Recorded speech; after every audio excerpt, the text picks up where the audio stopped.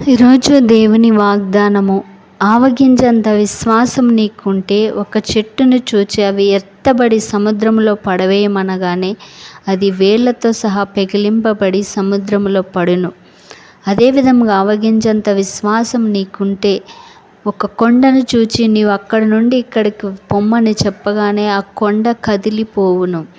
కాబట్టి ఆవగింజంత విశ్వాసం నీవు కలిగి ఉంటే సమస్తమును సాధ్యపరచగలవు. నీకు అసాధ్యమైనది ఏది ఈ లోకములో ఉండదని ప్రభు చెప్తూ ఉన్నాడు. ఈ ఆవగింజంత విశ్వాసం అంటే ఏమిటి?